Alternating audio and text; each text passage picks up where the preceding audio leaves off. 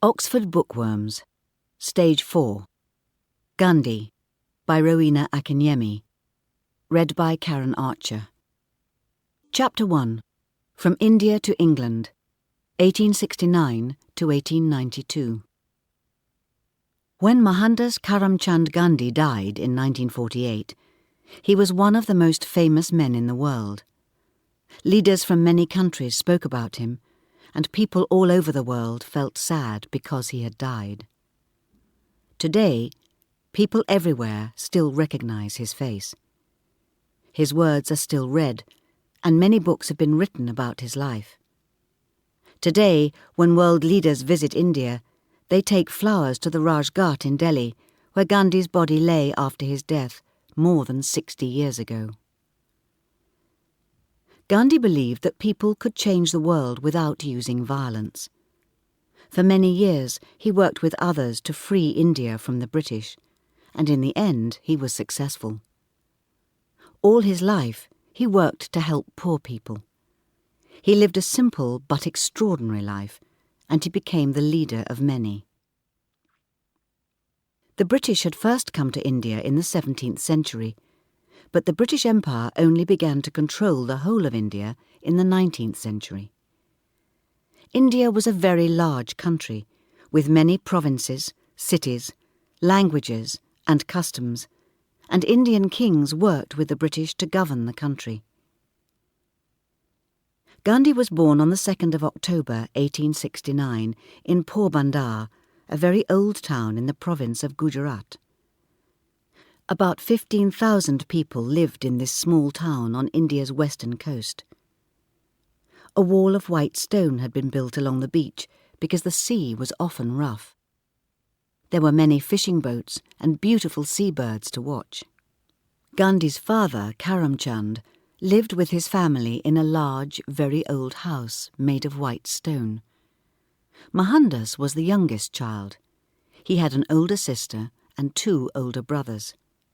They all spoke Gujarati, the language of that part of India, and, like most people there, they belonged to the Hindu faith. When Mohandas was 7 years old, his father was given a job in Rajkot, where the British government had its central offices for the province of Gujarat. And so the family moved to Rajkot, about 190 kilometres east, away from the sea. It was another old city with narrow streets, and Mohandas started to go to school there. Mohandas was a very shy boy, afraid of ghosts and of the dark. His mother, Putlibai, taught him to pray to help him with these fears. In those days, different groups in India lived separately and were not allowed to be friends with each other. One group had a very difficult life. They were known at that time as untouchables. They were given the dirtiest jobs to do and were not allowed to use the same buildings as other people. Mohandas argued about this with his mother. He did not understand why some people had to live separately. He went to school with Muslims and Hindus, boys with different faiths, and from childhood he dreamed that all people could be friends. Mohandas and his brothers and sister were not allowed to eat meat, to drink wine, or to smoke, because of their Hindu faith. But secretly, Mohandas and his brother Kasandas began to smoke cigarettes, and later he copied a school friend and began to eat meat. But because of his love for his mother, he soon stopped both eating meat and smoking cigarettes. In 1882, when Mohandas was 13 years old, he was married to Kastur Kapadia, who was also 13 years old. In those days, marriage of children was the custom in India. His brother Kasandas, who was 2 years older, was also married at the same time. Mohandas accepted this arrangement. He felt happy because of the music, the new clothes, and the rich food at the wedding. But much later, he became an enemy of child marriages and worked hard to stop them. During the first years of their marriage, Kastur usually lived with her parents. Mohandas soon began to love his wife, but it was a stormy marriage at first. Kastur was a confident girl, and Mohandas felt jealous of her because he was still very shy. He tried to control her, and then he felt ashamed of himself. Gandhi's father, Karamchand, became very ill soon after the wedding, and Mohandas helped to look after him. For 3 years, he cared for his father every day after school. One night in 1885, Mohandas left his father's room to go and be with Kastur, and a few minutes later his father died. Gandhi always felt ashamed that he was not with his father when he died. After Karamchand Gandhi's death, the family had less money. Laxmidas, the oldest brother, was now the head of the family. Mohandas finished school and began to dream about going to London to study law. Although he was still very shy, he was not afraid of new experiences. His oldest son, Harilal, was born in 1888, and Kastur wanted Mohandas to stay with them. His mother did not want him to leave India either, until Mohandas promised her that he would not touch meat, wine, or women. Although many friends of the family disagreed with Mohandas's plan, Laxmidas managed to find enough money for it.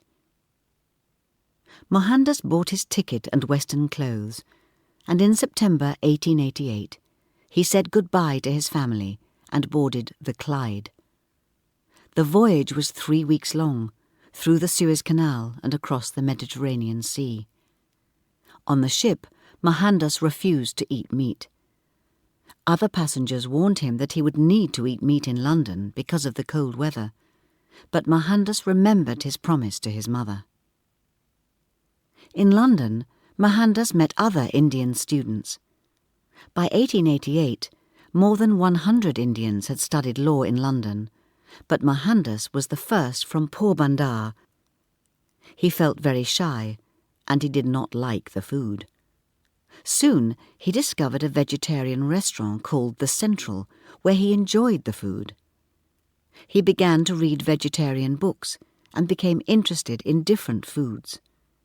He decided that he would never eat meat again, and he never did. At first, Mohandas had dancing and music lessons, but they were too expensive. He began to cook for himself and to walk everywhere in order to save money. He went to vegetarian meetings and became friends with some British Christians. He also met Annie Besant, a famous writer who worked to help poor people in London and who was interested in the Hindu faith.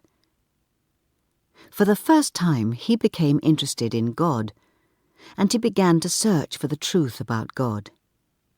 He wanted to learn about different ideas about God, and he began to read in English the Bhagavad Gita, the Song of God, which is one of the holy books of the Hindu faith. He had never read this book in his first language, Gujarati. He began to read the holy books of the Jews and Christians, and he also went to meetings with Indians of the Muslim faith. Mohandas finished his studies after 3 years in London and returned to India in 1891. Laxmidas met the ship in Bombay, now called Mumbai, and told Mohandas that their mother had died earlier that year. Mohandas was filled with sadness. He was unable to tell her that he had kept his promise while he had been in London. Mohandas was happy to be with his family. He played with Harilal and the children of Laxmidas and went for walks with them. Laxmidas hoped that Mohandas was going to earn lots of money as a lawyer, but it was not easy. First, Mohandas went to Bombay, which was the biggest city in western India, 940 kilometers south of Porbandar. He began to learn about Indian law, but there were many good lawyers in Bombay, and no one wanted to use him. He was still very shy, and he hated going to court. Mohandas went back to Rajkot and opened his own law office there. He began to find some easy work, but in 1893 his life changed again.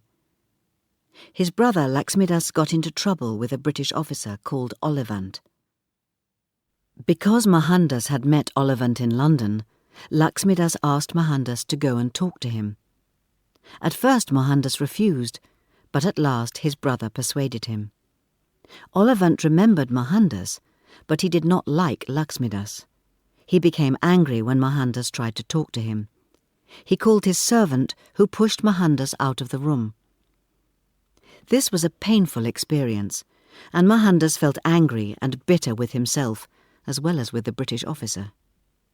For the first time he realized how strong the British government was. An older Indian lawyer told Mohandas to forget the experience, but most of Mohandas's work was in Olivant's court, and he felt miserable and helpless. Just then, Laxmidas received a letter from a company in Porbandar. The company had an office in the city of Durban, in South Africa.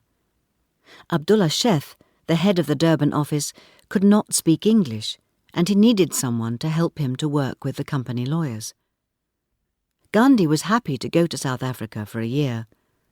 Although he would not have his own office, he would visit a new country, meet new people, and have different experiences. He would also be able to repay to Laxmidas the money he had given him for his studies in London. Mohandas had been back in India for 2 years, and once again he prepared to leave. He said goodbye again to Kastur and their 2 sons. Manilal had been born in 1892, and travelled to Bombay. In April 1893, he boarded the Safari and began the long voyage to South Africa. Chapter 2. South Africa, 1893 to 1894. After 5 weeks, Mohandas Gandhi arrived in Durban on the east coast of South Africa. In 1893, South Africa was not one nation, but several separate provinces. Durban was in the province of Natal, which was part of the British Empire. The British had large sugar and coffee farms in Natal, and from 1860 the British had been bringing farm workers from India to work on these farms. The Indian farm workers were very poor, and they were not allowed to leave the farms until they had worked there for 5 years. Durban was the biggest city in Natal. About 30,000 people lived in the city. Half of them were white people, 1/4 were Indian, and 1/4 were African. There were some Indian shops and businesses, many of which were owned by Muslims. Abdullah Sheth owned several ships and businesses and was very rich. He was surprised when he met Gandhi, who was wearing an expensive black suit with a pocket watch as well as a black turban. It was unusual to see a suit and a turban together, because at that time Muslim Indians wore long clothes and large turbans, while Christian Indians wore Western clothes. Abdullah Sheth took Gandhi to the Durban court with his white lawyer. The judge stared at Gandhi and finally told him to take off his turban. Mohandas refused and left the court. The next day a newspaper reported this story and called Gandhi an unwelcome visitor. Gandhi wrote to the newspaper and explained that the turban was an important part of his Indian life. Gandhi continued to wear his turban while he lived in South Africa. Abdullah Sheth began to understand Gandhi, and he told him about the difficult life of the Indians in South Africa. Abdullah Sheth had had an argument with an Indian who owed him a lot of money. The man lived in Pretoria, the capital of the Transvaal province. This province was not part of the British Empire at that time, and it had its own white government. Abdullah Sheth asked Gandhi to go to Pretoria to work with his lawyers there to try to get the money. After only a week in Durban, Gandhi bought his train ticket and began the long journey to Pretoria. He bought himself a first-class ticket in order to have a seat in a comfortable compartment on the train. The train stopped at Pietermaritzburg, the capital of Natal, and a white passenger got into the compartment where Gandhi was sitting. He looked at Gandhi and then called the guards, who asked Gandhi to move out of the first-class compartment because he was not white. Gandhi refused. He explained that he had a first-class ticket and that he had been allowed to get into the compartment in Durban. "You must leave the compartment or we shall call the police," the guards said. Gandhi still refused, and the police pushed him off the train with his luggage. Gandhi went to the station waiting room. It was 9 p.m, and there was no light in the room. It was dark and extremely cold.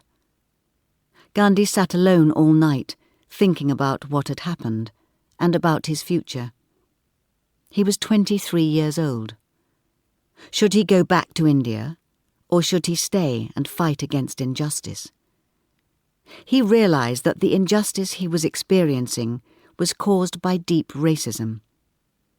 That night, in the station at Pietermaritzburg, Gandhi decided that he was prepared to fight against racism.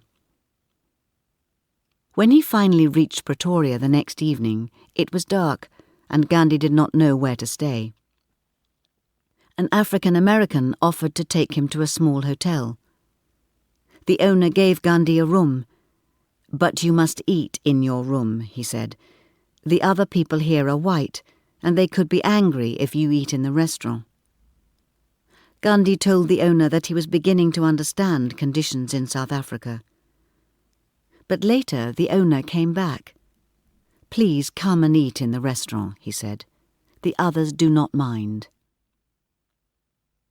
One day in Pretoria, Gandhi was pushed off the path by a white guard. Only white people were allowed to walk on the paths. Africans and Indians had to walk in the roads. And so Gandhi, through painful experiences like these, discovered that he wanted to fight injustice. He quickly changed from a shy young man to a confident one. In Pretoria, Gandhi met the Indian who owed Abdullah Sheth money. Gandhi realized that they would both lose a lot of money if they went to court, and he persuaded them to end their argument without doing so. This result made Gandhi very happy. He realized that he wanted to bring enemies together by working towards agreement between them, not by going to court. He believed that this should be the real work of a lawyer. While in Pretoria, Gandhi called a meeting of all Indians living there, and he began to teach English to some of them. He continued to read about different faiths. He became friends with Abdullah Sheth's lawyer, who was a Christian. Abdullah Sheth loved the Muslim faith and the Quran, the holy book of the Muslims. He talked to Gandhi about his faith, and Gandhi read the Quran. Some of Gandhi's friends wanted him to change his faith, but he wanted all faiths to grow. Gandhi had finished the work for Abdullah Sheth, and he was ready to go back to India when he read about the government's plan to take away the vote from Indians in Natal. Abdullah Sheth and his friends asked Gandhi if he would stay in South Africa in order to fight against this new law. Gandhi agreed and immediately started work. He called a meeting and asked all Indians in South Africa to sign a letter against the new law. The letter was signed by 10,000 people, and Gandhi sent copies to newspapers in India and in England, as well as to the government in Natal. All Indians in South Africa joined Gandhi, the poor farm workers and the rich men of business, Muslims, Hindus, and Christians. In May 1894, in Abdullah Sheth's house, the Natal Indian Congress was born. Gandhi chose this name because he had read about the Indian National Congress, which had been working to change laws in India since 1885. At the age of 25, Gandhi had become a leader.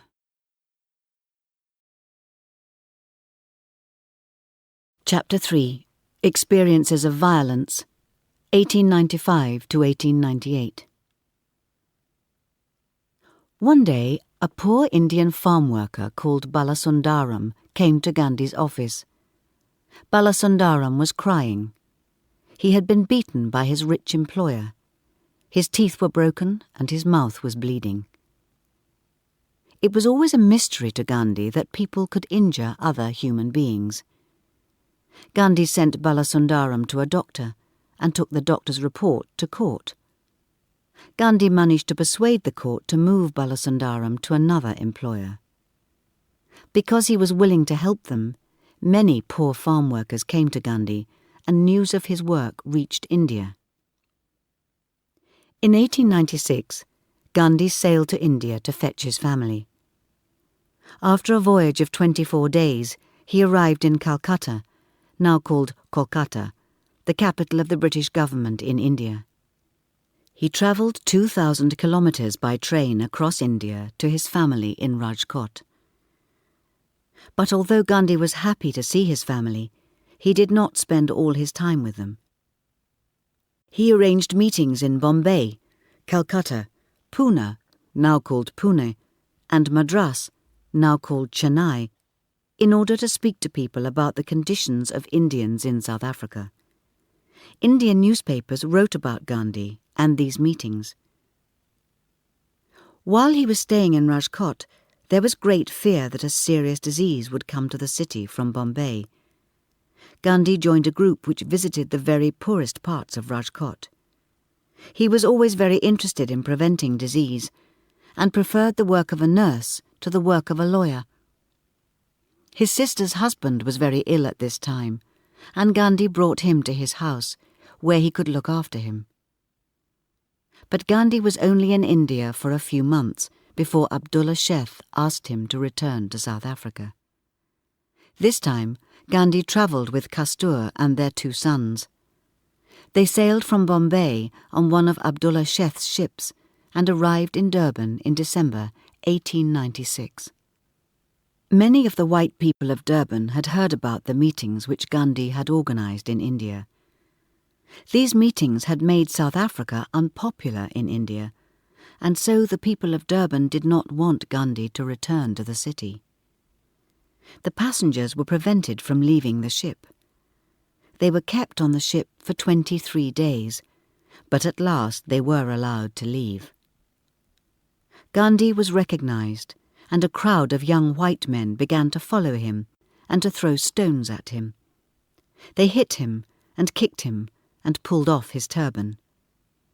The brave wife of the police chief was passing in the street, and she came up to Gandhi. The crowd stepped back because they did not want to hurt a woman, and soon the police arrived. Gandhi was taken to a friend's house where he was looked after. Gandhi refused to take the young men to court for their violence against him, and this made some of the white people feel ashamed. For the next few years, Gandhi lived with his family in a pleasant house near the beach. 2 more sons were born, Ramdas in 1898 and Devadas in 1900. Gandhi continued to work for the Indians and to help the poor farm workers. Every day he also worked as a nurse in a small hospital, giving medicine to sick workers. 2 groups of white people lived in South Africa. Those from Britain who spoke English, and those from Holland who were known as Afrikaners and spoke Afrikaans, a kind of Dutch. The British and the Afrikaners hated each other, and when gold was discovered in the Afrikaner province of Transvaal in 1899, a war started between them. Gandhi decided to help the British. At that time, he believed that the British Empire was a good government. He called together a group of more than 1,000 Indians to help care for soldiers who were wounded during the war. This group was called the Ambulance Corps, and for 6 weeks the group carried the dead and wounded to safety, sometimes for distances of more than 30 kilometres. In Natal and in England, newspapers reported the work of Gandhi's Ambulance Corps. After the war, Gandhi believed that his work in South Africa was over, and he went back to India with his family. He went to Calcutta for the yearly meeting of the Indian National Congress and began to meet other Indian leaders. He stayed with Gopal Gokhale, an important leader, who thought that Gandhi would soon be a leader in India. At the Congress meeting, Gandhi spoke for a few minutes about South Africa. He helped in one of the offices, and he also helped some untouchables with the dirty job of cleaning the toilets. After the Indian National Congress meeting, Gandhi went back to Rajkot by train, stopping at several cities in order to learn more about India. The first railways were built in India in 1853, and by 1880 there were 14,500 kilometres of railway across India. Gandhi decided to travel as a third-class passenger. The third-class compartments were dirty and noisy, and Gandhi began to experience the difficulties that poor people lived with in India.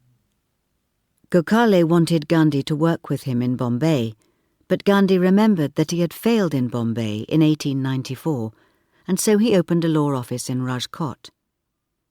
Gandhi was earning enough money for a comfortable life, and he and his family enjoyed living in Rajkot. But in November 1902, Gandhi received this message from South Africa. "Mr. Chamberlain is expected here. Please return immediately." So Gandhi left his wife and his 4 sons and returned to South Africa. He had been in India for only 1 year.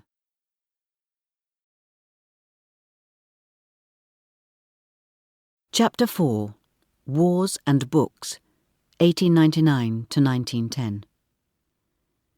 Joseph Chamberlain, a British leader, was visiting South Africa in order to collect money for the British government. Gandhi prepared reports for him about the problems of the Indians in South Africa, but Chamberlain was not interested.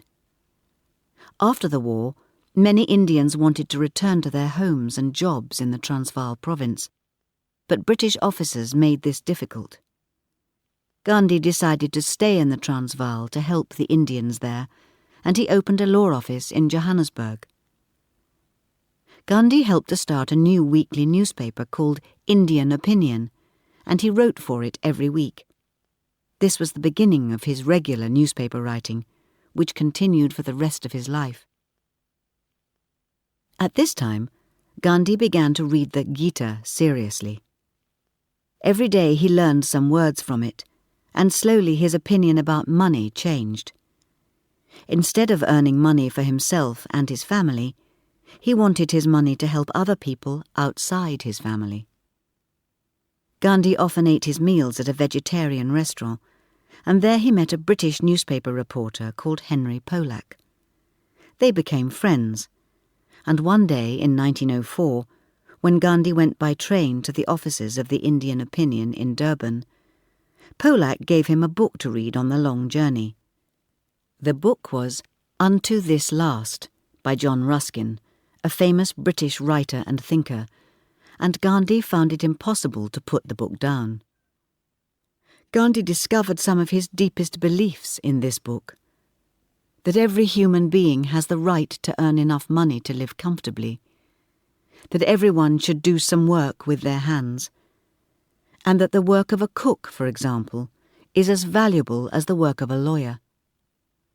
Gandhi decided to change his life and begin to live in a simpler way.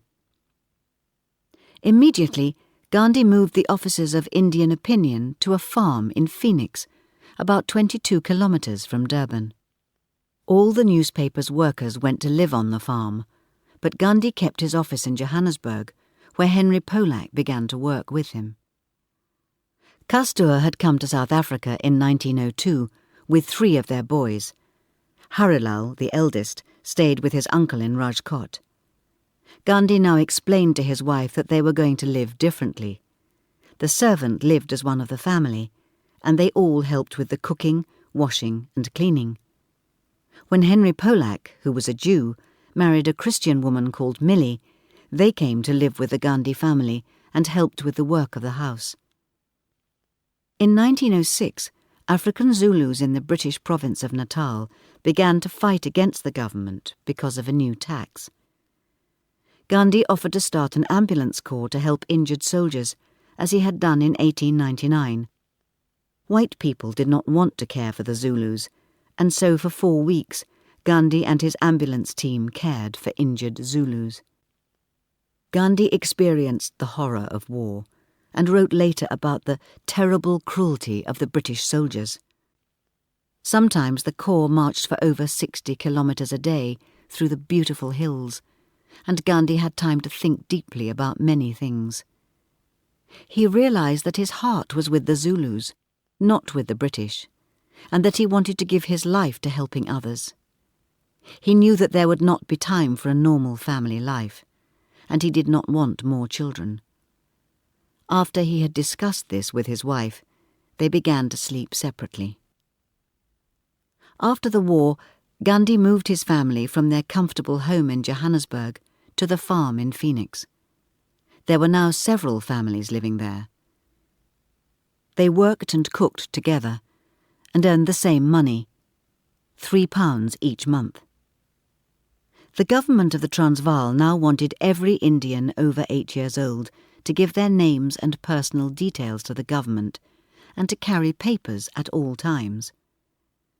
Police officers would be able to stop Indians or go inside their houses to check their papers. Gandhi arranged a meeting in a theatre in Johannesburg in the Transvaal to discuss these laws with other Indians, Muslims and Hindus.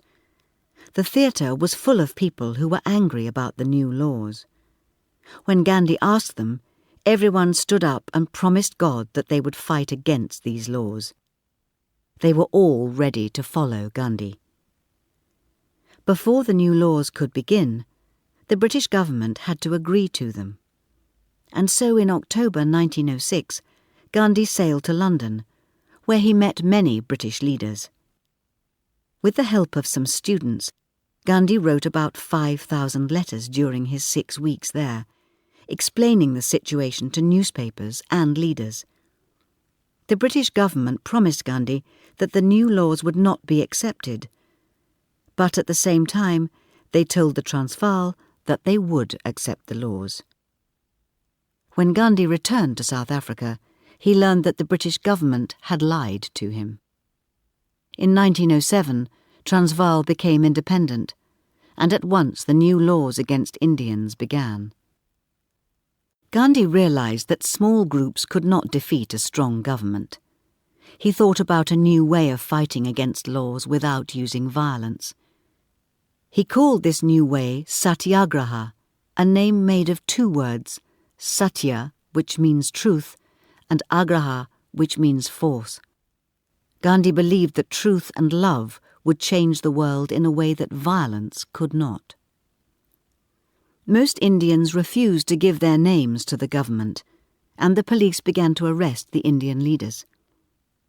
More than 150 Indians were put in prison because they refused to obey the new laws. Gandhi was sent to prison in Johannesburg for 2 months.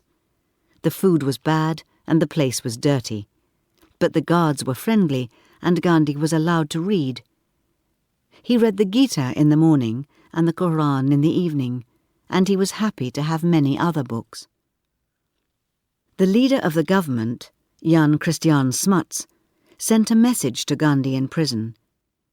If the Indians agreed to give their names to the government, the new laws would be taken away. Gandhi agreed to this and was released from prison in January 1908. He immediately arranged a meeting with other Indians. Many agreed with Gandhi, but some who were angry with Gandhi followed him after the meeting and beat him with sticks. Gandhi was badly injured, and for 10 days he was cared for in the home of white Christians. The daughter of this family sang a famous Christian song to Gandhi called "Lead, Kindly Light." Gandhi often remembered one line from this song, "One step enough for me." Indians began to give their names to the government, as Gandhi advised, but in May 1908 the government said that the laws would stay. Smuts had lied to Gandhi. Gandhi continued to work with other Indians, and at a meeting in Johannesburg in August 1908, they decided to burn their government papers. Gandhi was again sent to prison. This time, with the other Indian prisoners, he had to break stones, cook, and sew the prison hats which were worn by the prisoners. While he was in prison, Kastur became seriously ill. "I love you so much," wrote Gandhi, "that even if you die, you will still be alive to me." She was still ill when he came out of prison, and he cared for her at Phoenix Farm. But he was soon in prison again. About 4,000 Indians were sent to prison in 1908 and 1909. The families of many prisoners went to live on the Phoenix Farm, where Maganlal Gandhi, the son of Gandhi's cousin, had become a leader of the farm. Harilal, Gandhi's oldest son, had married in 1906 and come to South Africa with his wife. Harilal joined Gandhi's work and was sent to prison several times. In 1909, Gandhi went to London again, but the British government was unwilling to disagree with Smuts. On the ship back to South Africa, Gandhi wrote a book in which he described the changes he wanted in India. He wanted Indians to govern India and to refuse to live a Western life. He wanted rich Indians to live a simple life. He believed that Hindus, Muslims, and other faiths belonged to one Indian nation, and that non-violence was central to Indian life. Indians should not copy the violence of the British. Gandhi sent a copy of the book to the great Russian writer Leo Tolstoy, who wrote the famous book War and Peace. Tolstoy believed that people should refuse to obey a bad government. He hated war and violence and believed that a simple, holy life was the best for everyone. In 1894, Gandhi had read one of Tolstoy's books, which helped him develop his ideas. Tolstoy read Gandhi's book and wrote several letters to Gandhi just before he died in 1910. When Gandhi arrived back in South Africa, he realized that it was too difficult to look after so many families at Phoenix Farm, which was too far from his office in Johannesburg. It was time to move again.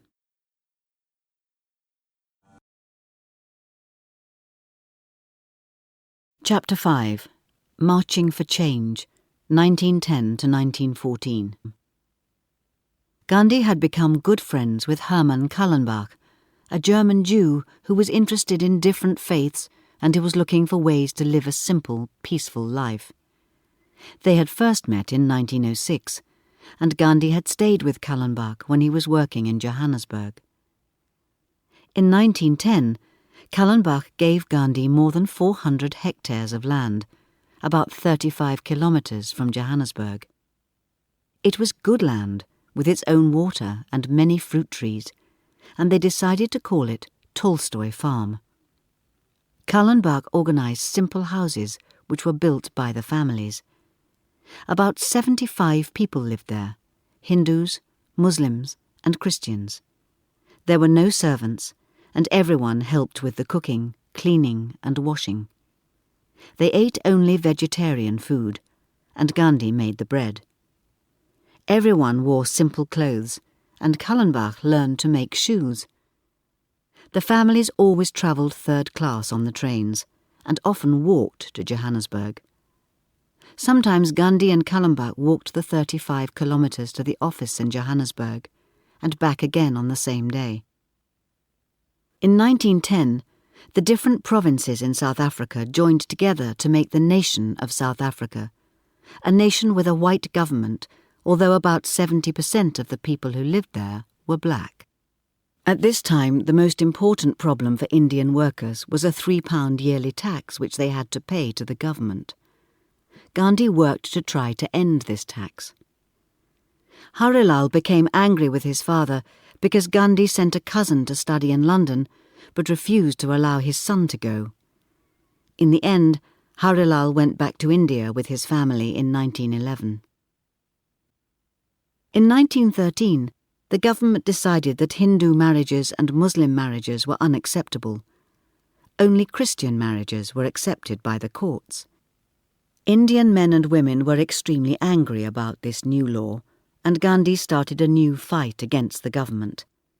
His plan was for large numbers of people to disobey the law. If there was not enough room for them all in the prisons, things would be very difficult for the government.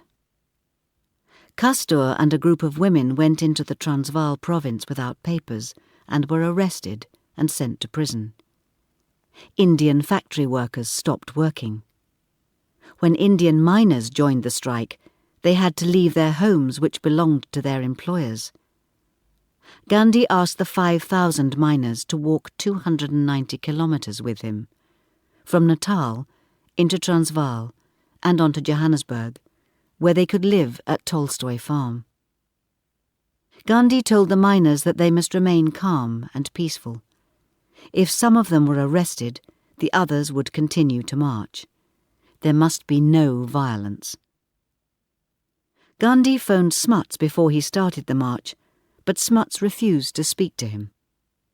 On the 6th of November 1913, the march began. Gandhi was arrested a few days later and sent to prison. The marchers continued, led by Polak and Kallenbach, who were later arrested too. The marchers walked about 170 kilometres before the government sent soldiers to put the marchers on trains back to Natal. The soldiers beat many of the marchers, and some of them died. But more and more Indians joined the strike, and every detail was reported in Indian and British newspapers. After 6 weeks, Smuts sent a message to Gandhi in prison. He was ready to talk. Gandhi and other leaders were released in December 1913, and when Gandhi spoke at a large meeting in Durban, he wore the simple white clothes of the poor Indian workers. Gandhi had been helped by gifts of money from India and from a new British friend, Charles Freer Andrews. Andrews was a Christian who had met Rabindranath Tagore, the great Indian writer, in London in 1912. In January 1914, Andrews went to South Africa to help Gandhi with Indian opinion. He gave Gandhi all his money and became one of Gandhi's closest friends. Gandhi negotiated with Smuts for 6 months, and finally, in June 1914, agreement was reached. The £3 tax was stopped, and Indian marriages were accepted. Indians, however, were unable to move from one province to another. The agreement was not a complete success, but it showed the world that non-violence could be effective. Some of the rich Indians in South Africa were disappointed because Gandhi had failed to help them, but the poor Indians loved him. They had called him Bhai, brother, for a number of years, but now they began to call him Mahatma, which means great soul, though Gandhi was never happy with this name. Kastur was now called Kasturba, Kastur mother. Kasturba became very ill after she was released from prison. While Gandhi was caring for her, he received news that his brother Laxmidas had died in Porbandar. Laxmidas had been angry because Gandhi had not become a rich, successful lawyer. But before he died, Laxmidas wrote to Gandhi saying that he wanted to visit him in South Africa. Karsandas, the third brother, had died in Rajkot in 1913. Gokhale, who had visited Gandhi in South Africa in 1912, persuaded Gandhi to return to live in India. He believed that Gandhi could become an important leader there. Gokhale was ill in London and asked Gandhi to visit him there before going on to India. The families from the Tolstoy farm had already sailed for India when, in July 1914, Gandhi left South Africa for the last time, sailing to London with Kasturba and Kallenbach. While they were on the ship, the First World War started, and as soon as he reached London, Gandhi began to organise an ambulance corps. However, he became seriously ill, and his doctor told him to return to India. His German friend Kallenbach was not allowed to travel with him, however, because the British government in India considered Germans to be enemies. Sadly, he said goodbye to Gandhi and went back to South Africa. Kasturba and Gandhi sailed for India in December 1914. Gandhi's experiences in South Africa had made him confident, and he had learned that he could organise and lead others. He took with him the lessons he had learned in South Africa, about the simple life, about the disease of racism, and about how non-violence could change laws. His faith in God and his love for human beings had led him to a life of bravery and self-control.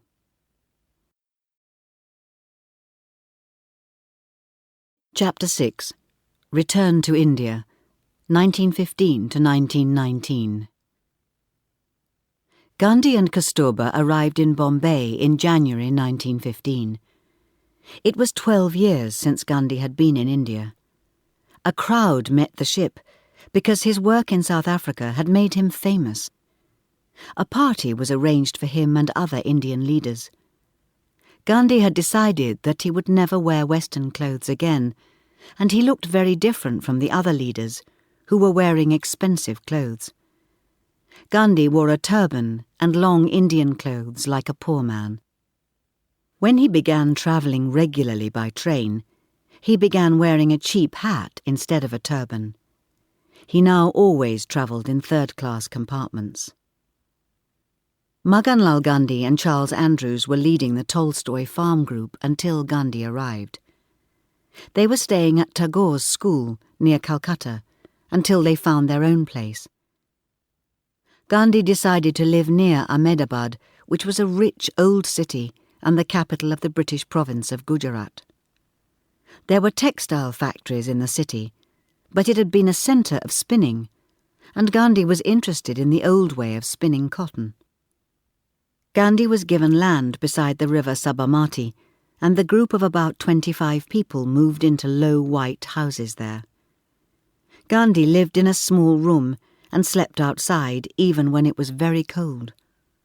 But life there was not peaceful for long. Gandhi invited a young family from the untouchable group to come and live in the ashram. This was unpopular with many of Gandhi's friends, and at first Kasturba and Maganlal Gandhi were also unhappy about it. The ashram depended on gifts of money from rich Indians, and now these gifts stopped. One day, all the money had gone. Then a rich young man came with a generous gift of money because he had always wanted untouchables to live with other groups. Today, the name untouchable is unacceptable in India. People from that group are now called Dalits. In February 1916, Gandhi was invited to speak at the new Hindu university in Benares, also called Varanasi, and one of the holiest cities in India, beside the river Ganges. Annie Besant, the famous Englishwoman that Gandhi had met in London when he was a student, had moved to India in 1893. The university had developed from a school she had started in Benares. She invited the rich and famous, British and Indian, the old kings and the new leaders, to come to a meeting at the new university. When Gandhi stood up to speak, he looked round at the expensive clothes of the people sitting in front of him. He told them they must change the way they lived. He spoke of the dirty cities he had seen, and of his journeys in third-class compartments with the poor people of India. India would be saved not by doctors and lawyers, he said, but by farmers. Many people in the room became angry. "Sit down, Gandhi," some shouted, and others began to leave the room. Gandhi had to stop speaking. At that time, other Indian leaders were more important than Gandhi, but people realized that Gandhi was unusual. His clothes and his life in the ashram were different. Also, he usually spoke and wrote in Gujarati, not English, and he learned to speak other Indian languages too. He wanted all leaders to use Indian languages instead of English. Gandhi began to speak at the conferences of the Indian National Congress. Vallabhbhai Patel, a successful lawyer in Ahmedabad, had laughed about Gandhi's opinions. But at a conference in 1916, Patel listened to Gandhi with interest. Later that year, at a conference in Lucknow in the north of India, another important person came into Gandhi's life, the young lawyer Jawaharlal Nehru. He was the son of Motilal Nehru, a rich lawyer and Congress leader from Kashmir in the far north of India.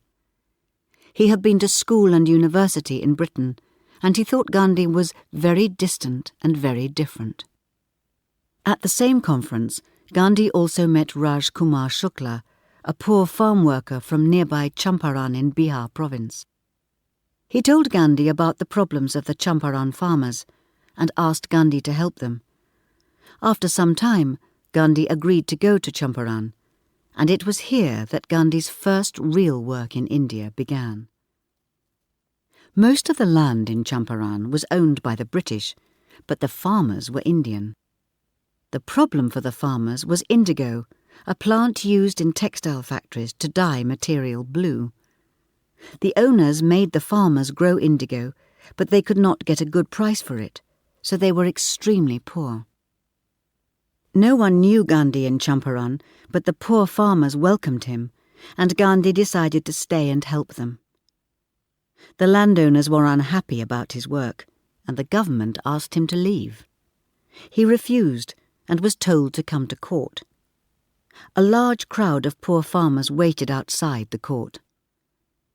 Later, Gandhi wrote that, "In this meeting with the poor farmers, I was face to face with God, ahimsa, truth."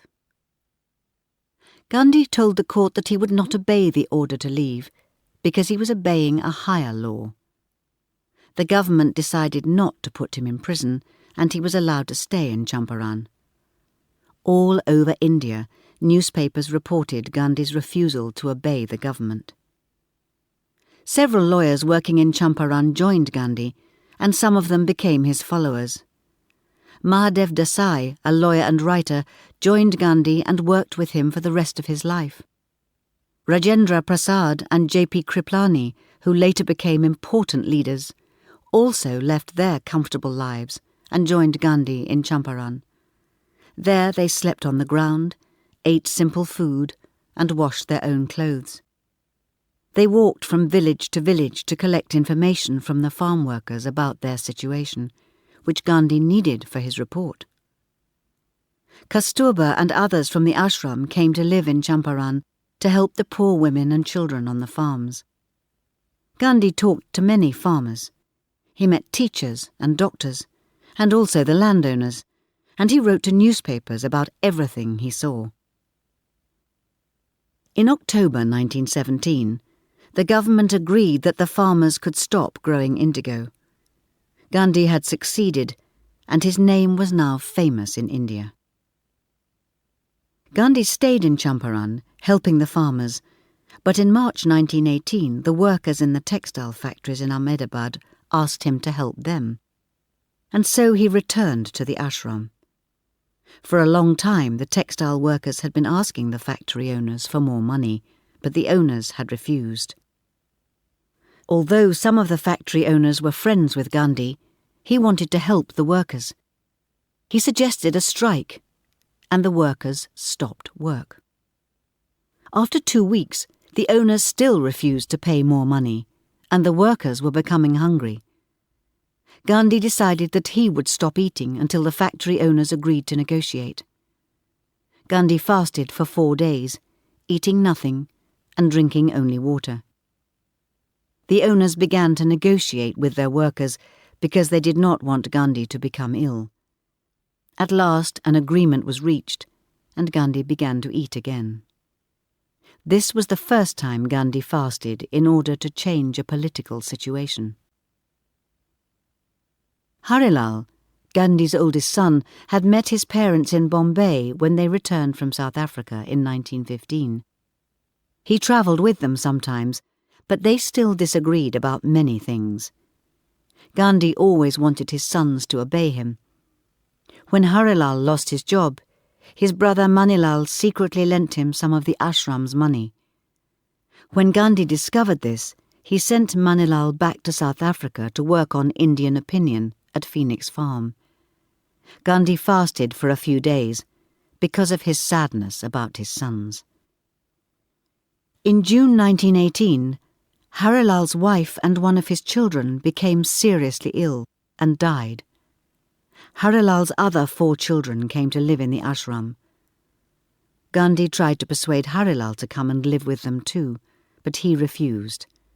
Father and son could not understand each other.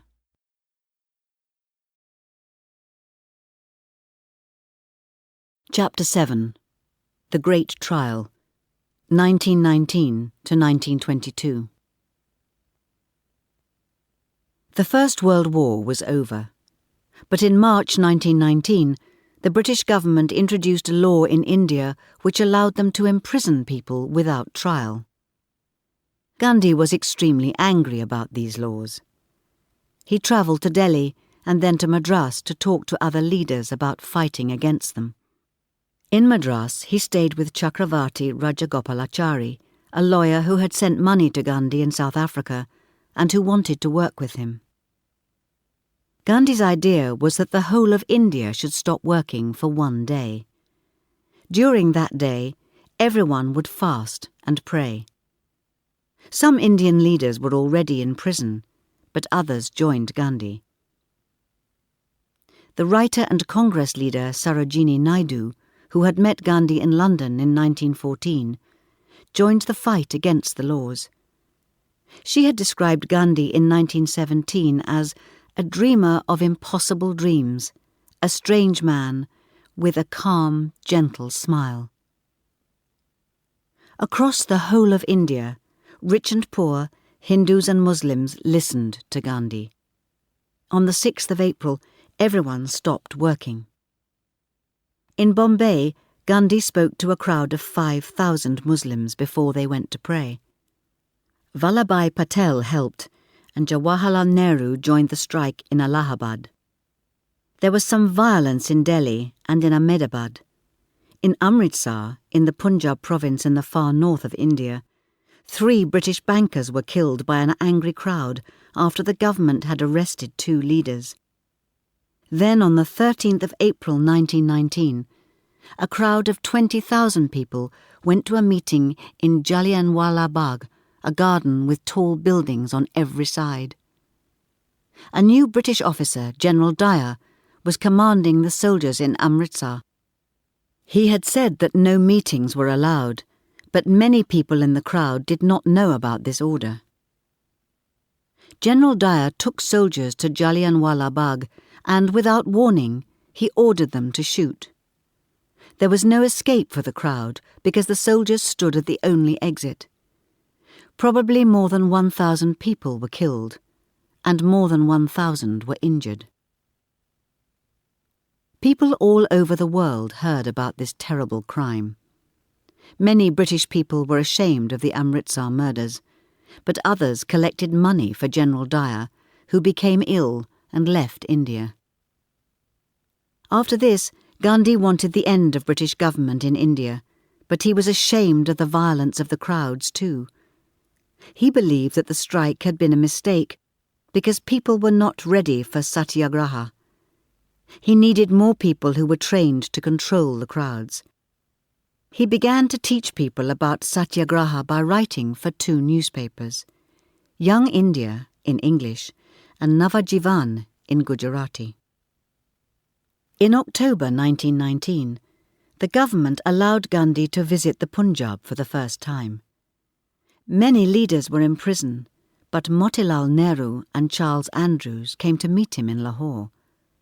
A great crowd met him at the railway station, and for 3 months he travelled through the province, talking to people about the political situation and about the spinning wheel and the material called khadi.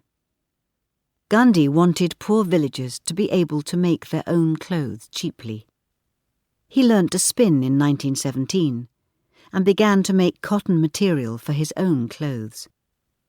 Gandhi loved his spinning wheel and used it every day for the rest of his life. The cotton from the spinning wheel was called khadi, and it was thicker and rougher than factory cotton. More and more people began wearing clothes made of khadi.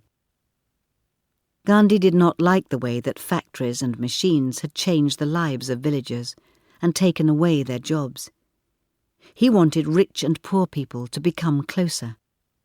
He believed that rich people should work like everyone else and use their money, land, and factories to help other people. Gandhi continued to travel to many cities and villages, speaking to great crowds about Muslims and Hindus working together, about changing Indian life, about spinning, and about untouchables. When Gandhi's train was going through a town, crowds came from the towns and villages to see him. Gandhi was patient with the crowds, but at times they made it difficult for him to sleep or rest. In 1920, Gandhi and other leaders told the Indian people that they should stop working with the British. It was time for India to have its own government. Lawyers stopped working in the courts. Bankers left their jobs, and people stopped paying taxes.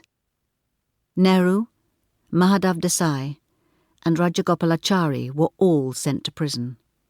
The brothers Muhammad and Shaukat Ali, who had first met Gandhi in 1915, and Abdul Kalam Azad, a Muslim writer and Congress leader from Calcutta, were all sent to prison.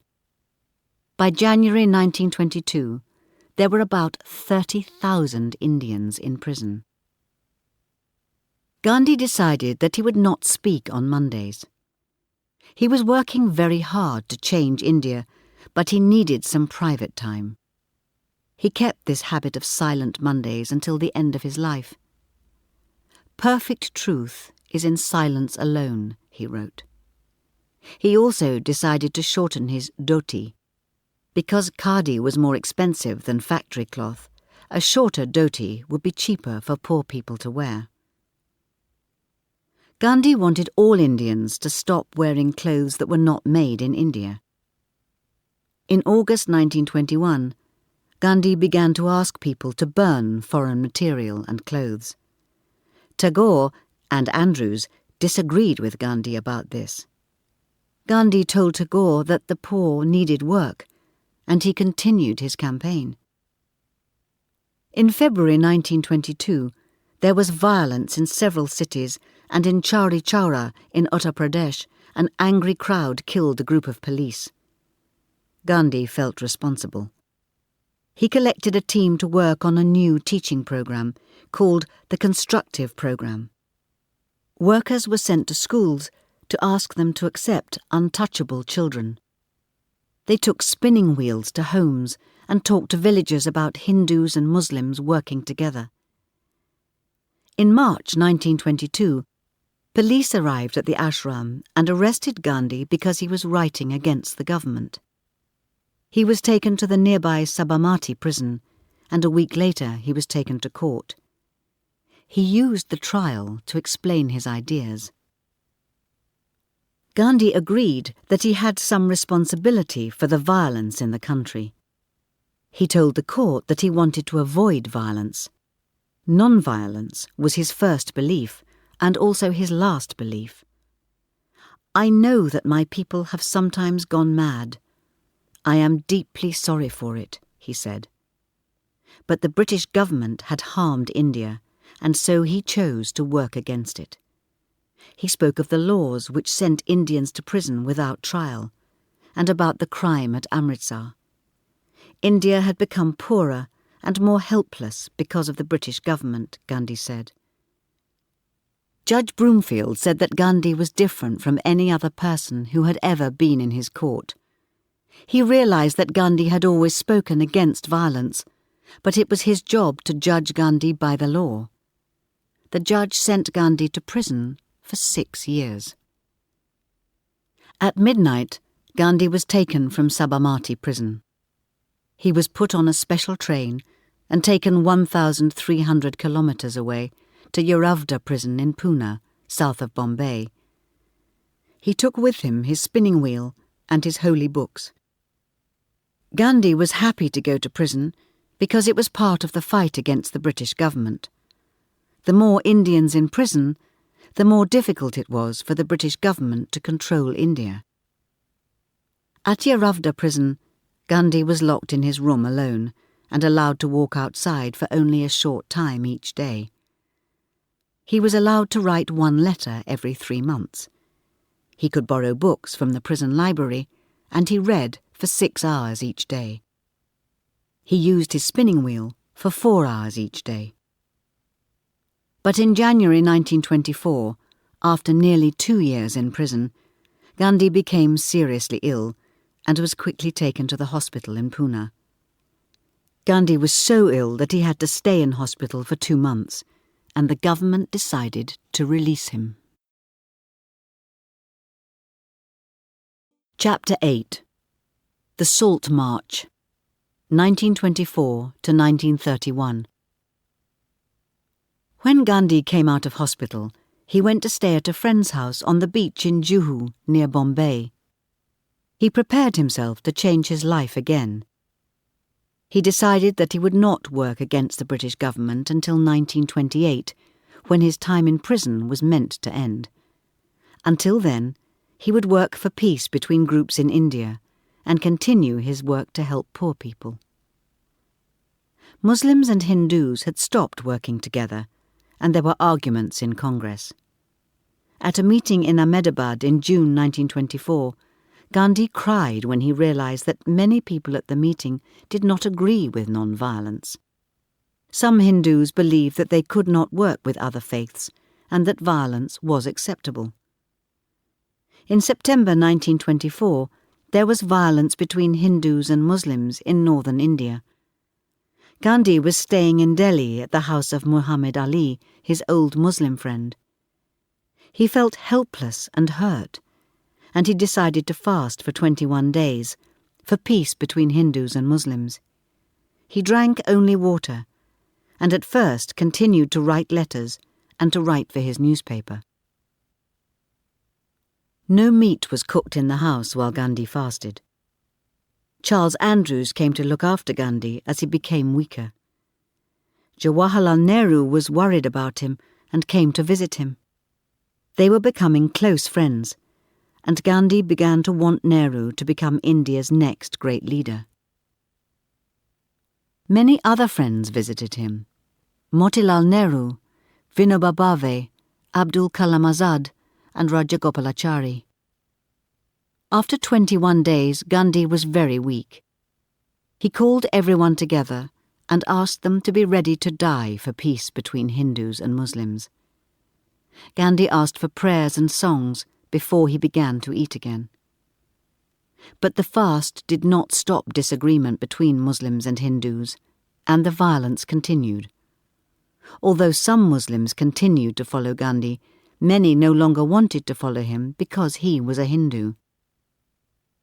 Gandhi travelled again all over the country, talking to the crowds who came to see him about the untouchables and about Khadi. Sometimes there were crowds of 200,000 people, and his voice, which was not strong, could not reach them all. So he sat in silence, and the crowd sat in silence with him. Gandhi visited Bardoli in southern Gujarat and asked Vallabhbhai Patel and a group of followers to stay and work with the untouchables and teach the villagers spinning.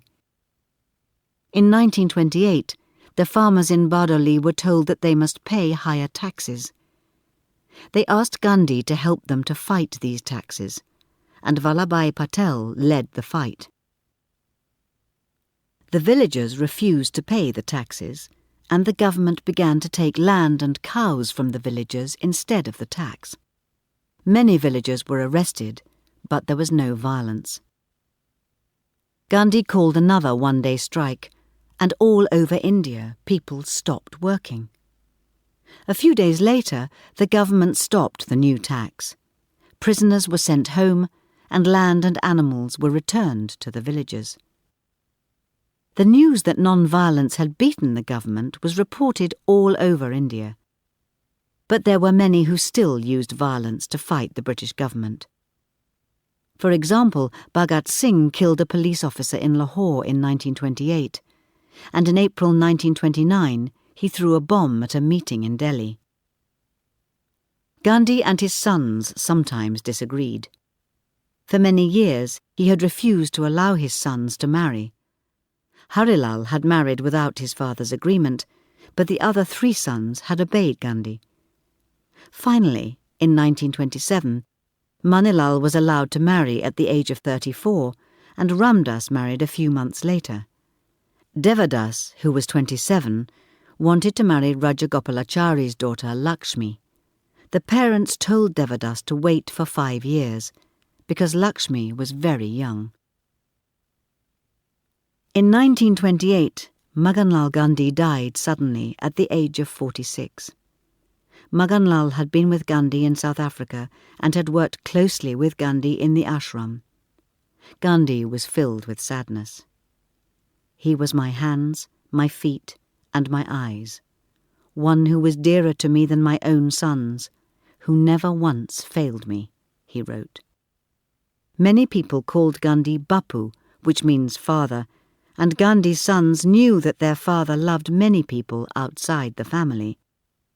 But it must have been difficult to know that Gandhi loved Maganlal, his cousin's son, more than his own sons.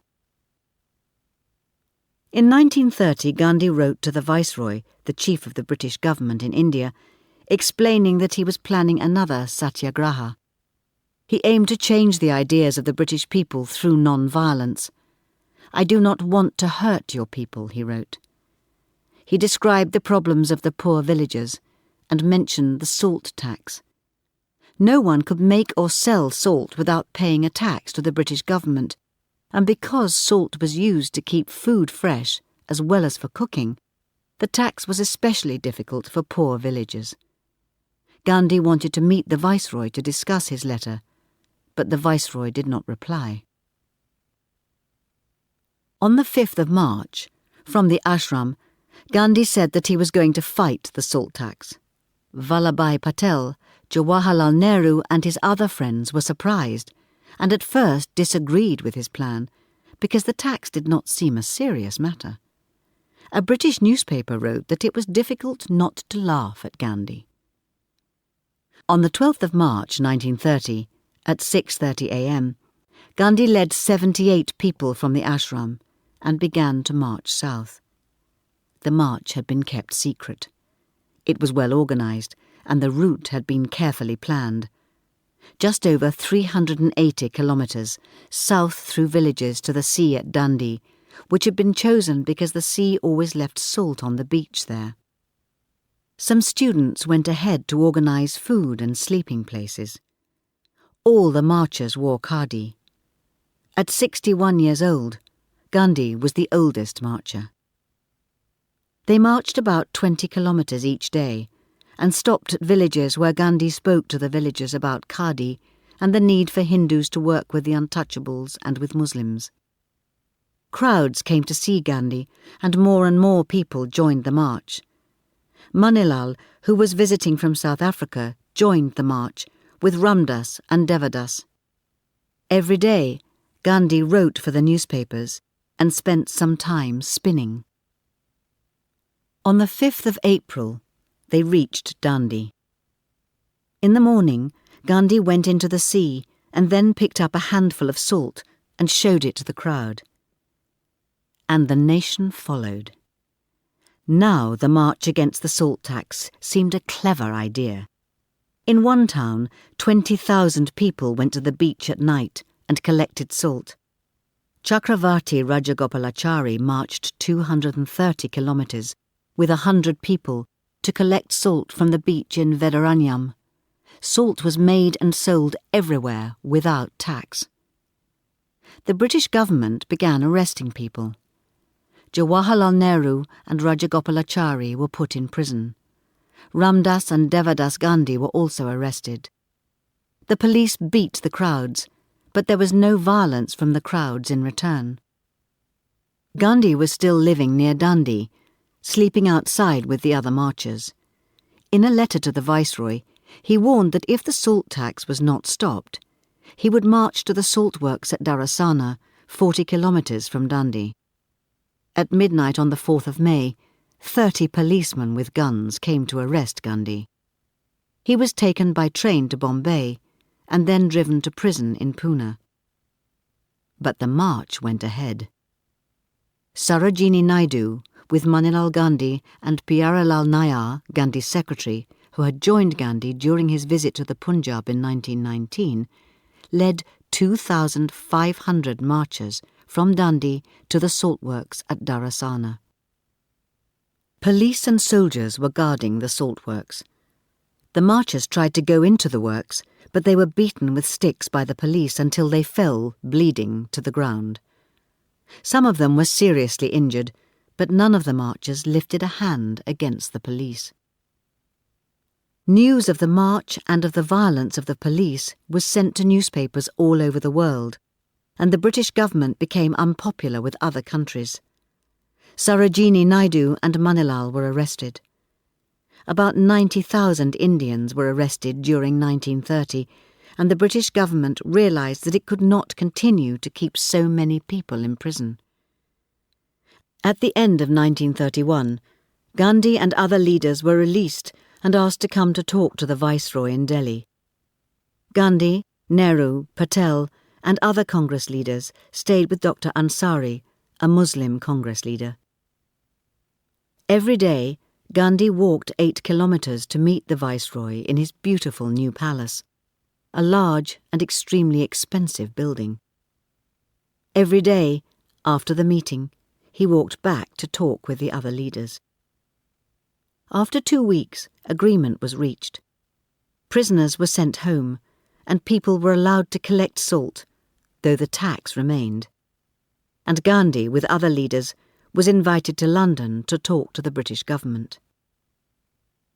On the 29th of August 1931, Gandhi sailed from Bombay with a small team: his son Devadas, Sarojini Naidu, his secretaries Mahadev Desai and Pyarelal Nayar, and Myra Slade, a British woman who had joined the ashram in 1925 and who had become one of Gandhi's closest helpers. While he was in London, Gandhi met the film actor Charlie Chaplin, the writer George Bernard Shaw, and many other famous people. He had tea with King George V, and he spoke at a vegetarian meeting. Gandhi did not stay in a famous hotel, but in a poor house in the East End of London, where he slept on the floor. He walked through the streets, and children followed him. He travelled to the north of England to meet factory workers who had lost jobs because of Gandhi's work against foreign textiles. Newspapers were interested in everything about Gandhi, and he became popular with many British people. But the meetings about India's future were not successful. To the British government, Gandhi was only one of many Indian leaders who did not agree with each other. Gandhi wanted all Indians to work together to make the British leave India. But Muslim leaders wanted a separate assembly, and Dr. Ambedkar, the leader of the Untouchables, also wanted a separate assembly. They did not want Gandhi to speak for them.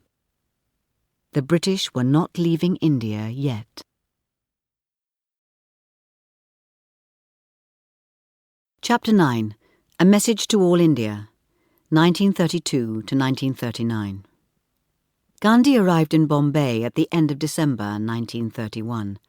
Kasturba, Patel, and Rajagopalachari were there to meet him and tell him that Jawaharlal Nehru and several Muslim leaders had just been arrested.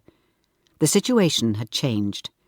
There was a new government in Britain and a new viceroy, Lord Willingdon, in India. That evening, Gandhi spoke to a crowd of 200,000. He was ready to continue the fight of non-violence against the government. He sent a message to the new viceroy, but Willingdon refused to meet him. On the 4th of January 1932, Gandhi was arrested. Once again, Gandhi said goodbye to Kasturba. Once again, there was no trial. Gandhi was driven to Yeravda prison in Pune. This time, the guards wanted to give Gandhi furniture and special food, but he refused. Vallabhbhai Patel and Mahadev Desai were in prison with him, and they were allowed to meet. Patel was always able to make them laugh, but Gandhi was worried about Kasturba and Devadas, who had also been sent to prison. In August, the British government decided to give the Untouchables a separate assembly. Gandhi had already decided that if this happened, he would fast to death. Gandhi believed strongly that the Untouchables should be accepted by everyone, not kept separate, and he wanted Dr. Ambedkar to change his mind about the separate assembly. Gandhi wrote to Tagore and to the Indian leaders to explain the reasons for the fast, and news about the fast appeared in the newspapers. The weather was very hot. Gandhi lay on a bed outside under a tree. He drank only water and became weak very quickly. After a few days, Kasturba was moved from Sabarmati prison to Yeravda to be with Gandhi during the fast. She shook her head when she saw him. "Again the same story," she said. Gandhi smiled. Sarojini Naidu was brought from the women's prison to help look after Gandhi. Patel and Desai sat near him. Tagore was allowed to visit him, and he sang some of his songs to Gandhi, who was too weak to speak. Tagore said that Gandhi's fast was a message to all India and to the world. Let us try to understand what the message means. Jawaharlal Nehru was in prison, and at first he did not agree with the fast. But all over India, places were opened to untouchables. In many cities, Hindus invited untouchables to eat with them. When Nehru heard about the changes in the country, he began to understand. But Dr. Ambedkar disagreed with the fast.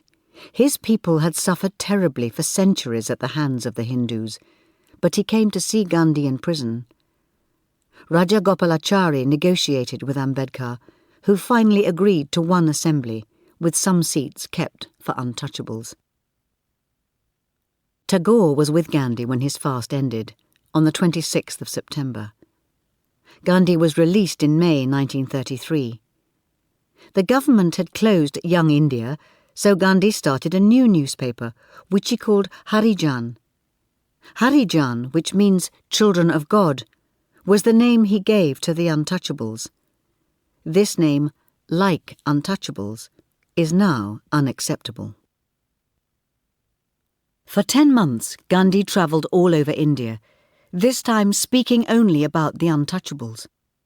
Wherever he went, he had meetings with them and collected money for them. This was the 5th time he had travelled all over the country. Some people did not agree with his beliefs. In Bihar province, a crowd beat his car with sticks. And in Pune, a bomb was thrown at Gandhi's car, although he was not in it. The government planned to take the land from the ashram at Sabarmati because Gandhi had refused to pay tax, and so Gandhi decided to close the ashram. He was given land for a new ashram in Sevagram near Wardha, a small town in the centre of India. Many orange trees grew there, and it was extremely hot. In the 1920s, Gandhi had sent Vinoba Bhave to Wardha to start an ashram. Gandhi once said that Vinoba Bhave understood his message better than Gandhi did himself. Most of the villagers in Sevagram were untouchables, and Gandhi began to teach them how to spin. In 1934, Gandhi decided to leave Congress to give younger leaders the chance to lead. Indians were now involved in the government of India, and in 1937 there were elections. It was clear that Muslims were not voting for Congress. The Muslim League, led by Muhammad Ali Jinnah, was popular in some parts of India. Jinnah had studied law in London. He had belonged to Congress, but left in 1920. He was rich and lived in a large house in Bombay. He did not like Gandhi's beliefs about changing the lives of Indians. He believed that Congress was a Hindu group and Gandhi a Hindu leader, and that the Muslim League was the only group for Muslims.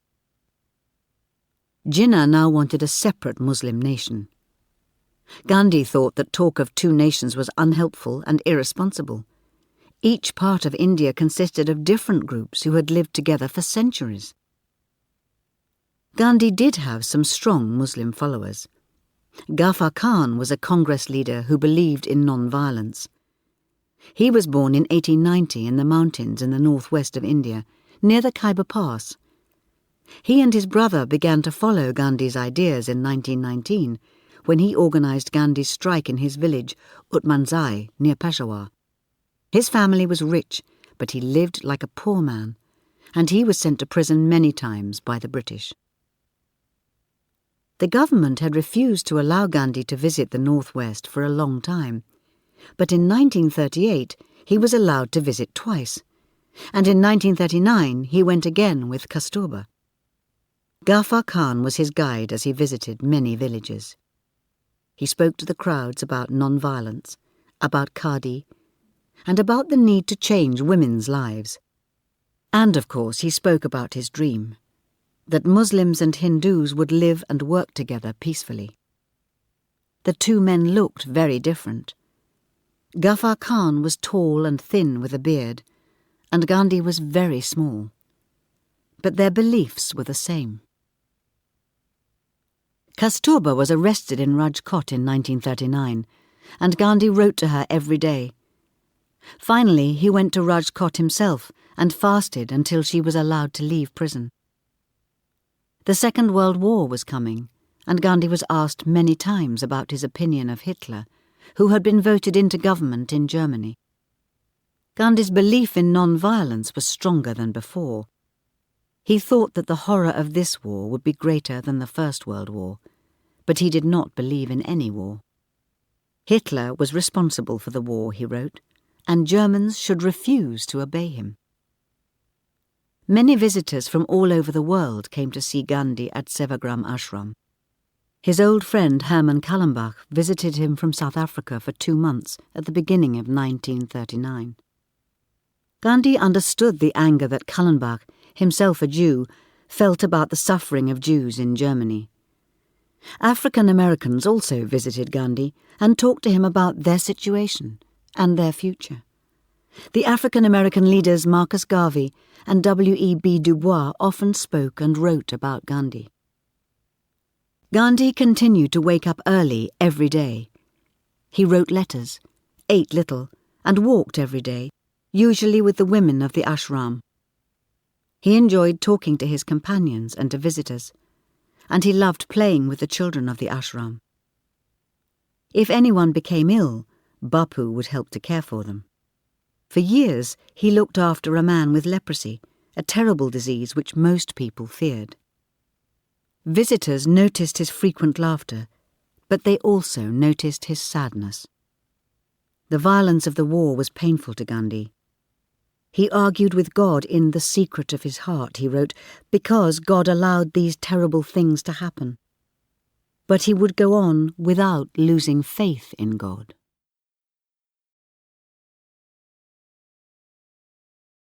Chapter 10. Prison, 1939 to 1944. Britain took India into the war against Germany in September 1939. Indian leaders met the Viceroy. Gandhi wanted to give Britain peaceful help during the war, and Jinnah wanted to help Britain if Muslims were helped. But Nehru and other younger leaders would not agree to help Britain unless freedom was promised. Gandhi travelled to Calcutta in 1940 to visit Charles Andrews, who was seriously ill. Andrews, who lived in Tagore's school, died a few months later. He was the last person who called Gandhi by his name Mohandas. They had met as brothers in South Africa and had remained brothers to the end. It was also Gandhi's last meeting with Tagore, who died in 1941. The Muslim League was becoming more and more popular with Muslims, and therefore Jinnah was becoming stronger. In 1940, the Muslim League agreed with Jinnah that it wanted a Muslim nation, separate from India. The Congress leader Abdul Kalam Azad, who was proud to be an Indian Muslim, did not want India to become 2 nations. He really wanted to talk to Jinnah, but Jinnah refused to meet with him. Many Indians began to disobey the British government again. Gandhi asked Vinoba Bhave to lead this satyagraha. Nehru, Patel, Azad, and other Congress leaders were arrested, and soon about 15,000 Indians were in prison. But they were released in December 1941. In 1941, America joined the war against Hitler. The Japanese army was fighting the British in China, and it was possible that the Japanese army would land in India. In August 1942, Gandhi spoke at a Congress meeting in Bombay. He told Congress that the British must leave India and that all Indians should behave like free men and women. "We shall either free India or die in the attempt," he said. Gandhi spoke for a long time, and then he returned to Birla House, where he was staying with Kasturba, Mahadev Desai and Pyarelal Nayar. That night, the police came to arrest Gandhi and other Congress leaders. Gandhi and Desai were taken by train to Pune. Then they were taken across the river Mula to the Grand Aga Khan Palace with its large gardens, which the British had taken to use during the war. Nehru, Patel, Azad and 9 other Congress leaders were taken to Anednagar, a 16th century castle. They were able to meet and talk together while in prison there. Some of them agreed with Gandhi's "Leave India" idea, but Azad and others disagreed. Kasturba was arrested and taken to join Gandhi's group in prison. Mahadev Desai and Sarojini Naidu were with him, as well as Myra Slade, Dr. Sushila Nayar, Pyaralal's sister who had joined Gandhi in 1939, and Manu Gandhi, who came to live with her great-uncle in 1942 when she was 14 to help Kasturba. A few days after arriving at the Aga Khan Palace, Mahadev Desai died suddenly, aged 50. Desai had been Gandhi's secretary since 1917. He had worked closely with Gandhi and travelled with him all over India. Gandhi called Mahadev his son, and Kasturba said that Desai was Gandhi's left hand and his right hand. Twice a day while he was in prison, Gandhi took flowers to the place where Desai's ashes were buried. There was violence in many parts of India after the arrests.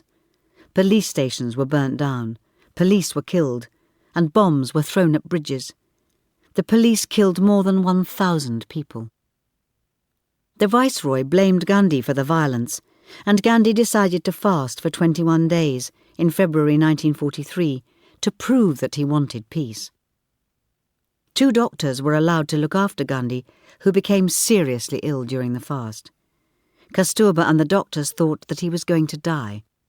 But after the fast, very slowly, he became stronger. Kasturba was ill when she was sent to prison, and in December 1943 she became seriously ill. Her sons were allowed to visit her, and doctors looked after her. In February 1944, Kasturba died in her husband's arms. Her death was terribly painful for Gandhi. Their marriage was unusual, because since 1906 they had lived not as husband and wife, but as part of an ashram. Kasturba did not always agree with Gandhi, and he was sometimes angry with her. But although she could read and write only a little, he learned a lot from her. They had been married for 62 years. They cared deeply for each other and always wanted to be together. After Kasturba's death, Gandhi became ill, and his friends and doctors were worried about him. The government did not want him to die in prison, and so they released him in April 1944. He went first to the house at Juhu, where he had stayed in 1924. Then he stayed for a few weeks in a town in the hills, south of Pune. Raja Gopalachari was there too, and Gandhi was happy to be with his old friend. Slowly, Gandhi became stronger, and in August he returned to Sevagram Ashram.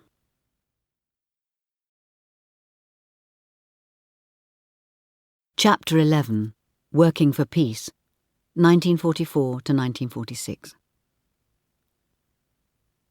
In September 1944, Gandhi was in Bombay, staying at Birla House. Ghanshyam Das Birla was a very rich factory owner who first met Gandhi in Calcutta in 1915. He did not always agree with Gandhi, but he regularly gave money to Gandhi's ashrams and other programs. Birla had houses in Delhi and Bombay, and Gandhi had stayed with him several times. Jinnah's house was on the same road, and Gandhi walked there to talk to him about the situation in India. Jinnah was seriously ill, but they met every day for 2 weeks. Jinnah wanted a separate Muslim state, Pakistan, before the British left India. Gandhi wanted to wait until India was free, and he did not want the new nation to be completely separate from India. Jinnah and Gandhi could not reach an agreement. In 1945, the Second World War ended, and Nehru and the other leaders were allowed to leave Ahmednagar prison. There was a new viceroy, and he called all the leaders to a meeting to talk about India's future. Gandhi travelled third class by train in the summer heat to Simla, the government's summer capital. Simla was in the hills, with views of the snow-covered Himalaya mountains. Gandhi, now 75 years old, felt tired and sad, and he wanted the younger leaders to have control. But the meeting in Simla failed. Jinnah would not accept the Muslim Congress leaders, and he even refused to shake Azad's hand. He wanted the Muslim League to have control of all Muslim votes, and he asked all Muslims to work for Pakistan. There was a new British government which promised that Britain would leave India. In March 1946, the British government sent a team to India to plan for an Indian government and to solve the Pakistan problem. The Viceroy asked Gandhi to come to Delhi to meet the team. As the Congress leaders negotiated with the British, Gandhi was still involved. But at one meeting, Gandhi advised the Congress leaders not to accept the ideas of the British. There was a long silence, and no one spoke. Finally, Gandhi got up and left the meeting. The British agreed to a new Indian government, and Jawaharlal Nehru became head of this government. India would become completely independent in 1947. There had been violence in Calcutta in August 1946, and many Hindus and Muslims were killed. And in September there was violence in Bombay and in the provinces of Punjab, Bengal and Bihar.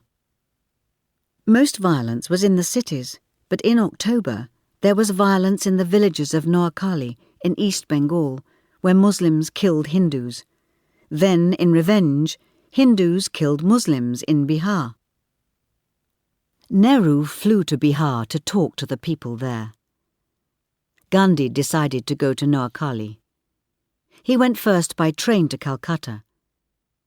As he drove through the city with Hasan Shahid Surawadi, the leader of Bengal, Gandhi saw the burned houses and destroyed shops, with rubbish everywhere on the streets.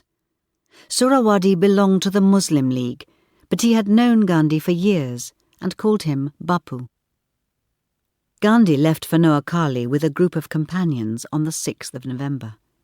He was going as God's servant, he said. He was saddened by the pain of others, by the madness that can turn a man into less than an animal. He believed that he was partly responsible for the violence. He had probably made mistakes, and he blamed himself, and so he had to work to change the situation. He did not know what he would be able to do in Noakhali, but he knew that he had to go there to be at peace with himself. Gandhi went by train, and then by ship, to Chamuhani, a land of rivers and trees where Muslims and Hindus had lived together for centuries. For 4 months, Gandhi went from village to village, travelling by boat or on foot. The weather was cold. In each village he stayed in the house of a poor farmer, often a Muslim, and sat outside to pray and listen to the villagers. Every day he read from the Quran, did his spinning, and wrote letters. Usually he slept for only 4 hours each night. Manu cooked for him, and Professor Nirmal Bose from Calcutta also went with him and began to teach him to speak Bengali. The others in his team, Pyaralal and his sister Sushila, Kanu Gandhi and his young wife Abba, were all sent separately to different villages to teach about peace. It was dangerous for all of them. Gandhi knew he could be killed, and he was ready to die. But in all the villages they stayed in, their work resulted in peace. In those 4 months, Gandhi visited 49 villages. Hindus met him with songs, and Muslims were usually friendly, although some did not like him to read from the Quran.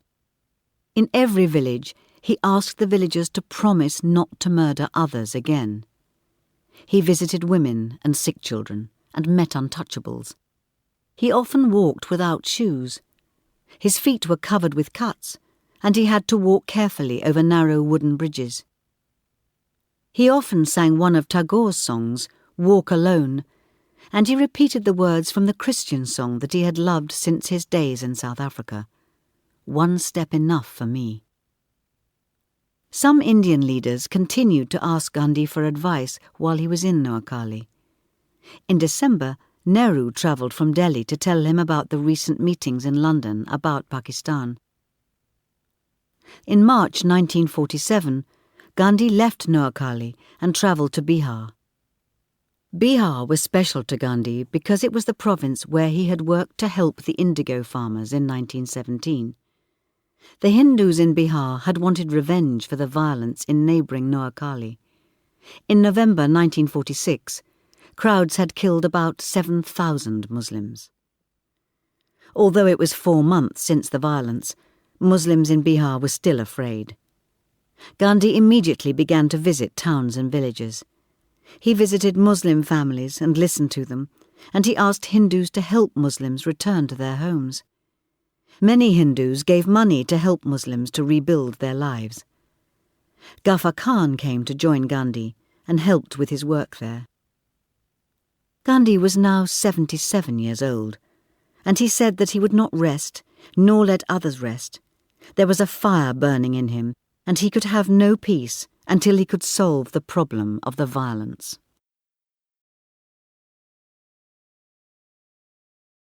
Chapter 12. My Life is My Message. 1947 to 1948. In March 1947, the last Viceroy of India, Lord Mountbatten, arrived in Delhi and immediately began meeting Indian leaders.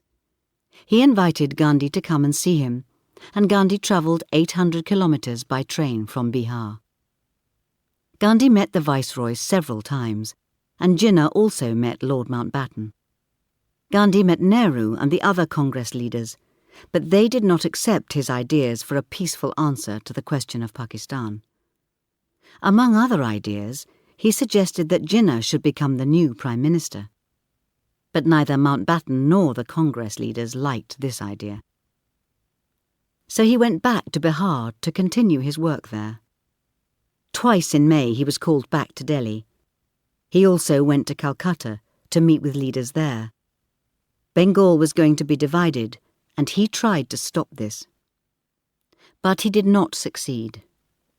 The Punjab in the west and Bengal in the east were divided, part to remain in India and part to become the new nation, Pakistan. Congress voted to accept Pakistan. Gandhi felt alone. Only Ghaffar Khan and his brother agreed with him. His heart burned with pain. The nation was not with Gandhi, and he disagreed with what his friends were doing, and other Hindus were angry with him because he could not prevent India from being divided. Gandhi travelled to Calcutta at the beginning of August. He did not want to be in Delhi when Pakistan became a nation on the 14th of August 1947, and India became independent on the 15th of August. He planned to go to Noakhali, which would be in Pakistan, because the people there were afraid of more violence. But when Gandhi reached Calcutta, Hasan Shahid Suhrawardi asked him to stay because Muslims in Calcutta were afraid. Gandhi agreed if Suhrawardi would live with him. They moved to an old Muslim house, and together they spoke to all visitors. Together they met Hindus in the poor parts of the city. On the 15th of August, while Jawaharlal Nehru, the leader of the newly independent India, spoke to the world in Delhi, Gandhi stayed quietly in the house in Calcutta. He wrote letters and prayed with a crowd of Hindus and Muslims. Abha and Manu Gandhi were with him. Late at night on the 31st of August, an angry crowd of Hindus broke the windows of the house in Calcutta. Gandhi opened his door, and a stone and a stick were thrown at him. Police were able to move the crowd away, and no one in the house was injured. But in the morning, Gandhi heard that people had been killed in the streets. Gandhi decided to stay in Calcutta and fast until peace returned to the city. News of his fast immediately changed the situation.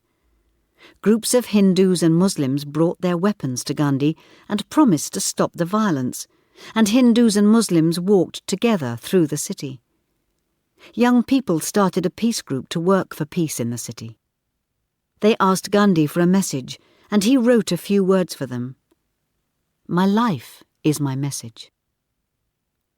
On the evening of the 4th of September, when there had been no violence in Calcutta for 24 hours, Suhrawardy came to Gandhi with leaders of all the groups in Calcutta. They asked Gandhi to end his fast. He told them that they must promise to give their lives to prevent violence. And they promised. Gandhi had fasted for 73 hours, and peace had come to Calcutta. But the violence in the Punjab was worsening, and Gandhi offered to go there to help. On the 7th of September, Gandhi left Calcutta. He went by train first to Delhi, a journey of 2 days. Vallabhbhai Patel met him at the station. Violence had started in Delhi, and many people had been killed. Gandhi would have to stay at Birla House in the rich part of the city because his usual place would not be safe. This was another sadness for Gandhi. Crowds of Hindus and Sikhs had left the Punjab to escape from the violence there. By the middle of 1948, about 5,500,000 Hindus and Sikhs had left their homes in Pakistan and arrived in India without money. The same number of Muslims left their homes in India and went to Pakistan. Gandhi went immediately to visit the refugees in Delhi. They told him about their fear and about the violence they had suffered. Many Hindus in Delhi wanted to get rid of all the Muslims in the city. Gandhi realized that there was work for him to do in Delhi, and so he decided to stay. Delhi was the capital of India. If there was violence in Delhi, there could be no peace in the rest of India. Gandhi met M.S. Gowalkar, the chief of the extreme Hindu group Rashtriya Swayamsevak Sangh, RSS. This group, started in 1925, believed that Hindus should live separately from Muslims and untouchables. The group trained young Hindus to use sticks and knives. Gandhi wanted the RSS leaders to prevent their followers from using violence against Muslims. Gandhi lived his usual simple life in Birla House. He sat on the floor to spin, to eat, and to talk to visitors. He slept outside with his companions nearby. Every day he walked through the garden for a prayer meeting which was open to everyone. He spoke to the small crowd and always read some words from the Quran. More and more refugees came to Delhi from Pakistan. The violence in Delhi itself continued. Every day Gandhi went across the city, listening to the sad stories of the refugees, meeting with Muslim leaders, talking to crowds. He visited injured Muslims in hospital and tried to persuade them not to leave their homes, but they were afraid to stay. It was Gandhi's 78th birthday on the 2nd of October, 1947. Messages came from all over the world, and many visitors came to see him. Nehru, Patel, Birla. But Gandhi's heart was full of pain. He felt helpless, and he asked his visitors to pray that God would take him away. He did not want another birthday with India still in flames. Nehru and Patel, leaders of India and of Congress, often disagreed with each other and came to talk to Gandhi. They listened to him, but did not always follow his advice. Brij Krishna, who had worked with Gandhi in Delhi since the 1920s, was living with him. Abba and Manu Gandhi were looking after him. Manu also worked as his secretary, because Pyarelal was working in Noakhali. Pyarelal came to Delhi in December 1947, and Gandhi was happy to see him and talk to him about the situation there. On the 12th of January 1948, as he sat in the garden at Birla House, Gandhi decided to fast again. He had not told Nehru or the other leaders. Gandhi wanted real peace. He wanted all Hindus, Muslims and Sikhs in India and Pakistan to live at peace with each other. He lay on a bed outside Birla House, covered with a khadi blanket. Dr. Sushila Nayar looked after him, and her brother Pyarelal was with him. Visitors came to see him. Abul Kalam Azad was extremely worried about Gandhi's weakness and asked him to drink, but Gandhi found this difficult. As soon as people knew that Gandhi was fasting, the situation began to change. The Sikhs in Delhi invited a group of Muslims to return to Delhi. Peaceful crowds walked through the city, and there was less violence in Pakistan. On the 17th of January, Gandhi sent Pyarelal to go through the city to find out if Muslims were safe yet. Leaders of all groups met in the house of Rajendra Prasad, a lawyer from Bihar who had worked with Gandhi in Champaran in 1918 and who was now leading Congress. On the 6th day of Gandhi's fast, more than 100 leaders came from Prasad's house to Birla House.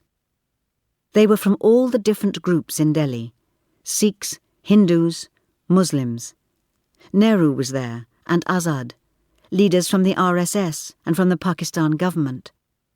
Rajendra Prasad told Gandhi that all the leaders had promised to help Muslims to return to their homes in Delhi. In tears, Gandhi told them that he would fast again if necessary.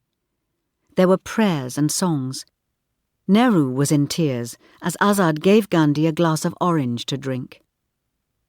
Gandhi was thin and weak after this fast. The next day he was carried to the evening prayer meeting. On the 20th of January, as he was speaking at the evening prayer meeting, there was a loud noise nearby. The crowd was afraid, but Gandhi said to them, "Listen, listen. Nothing has happened." He did not realize that a bomb had been thrown towards him from the garden wall. Mandanlal Pawar was one of a group of young Hindus who had decided to kill Gandhi because of his views on Muslims and non-violence.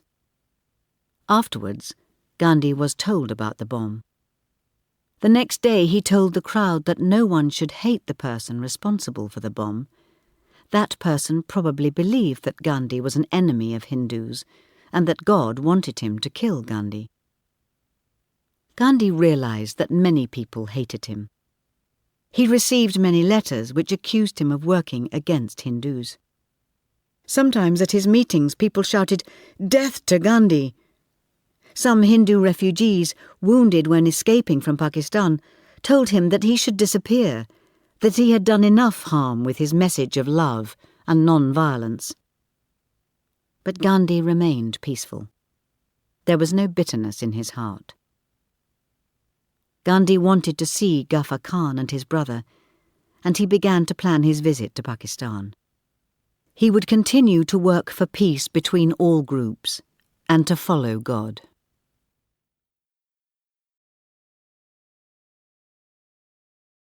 Chapter 13. Father of the Nation, 1948 and beyond.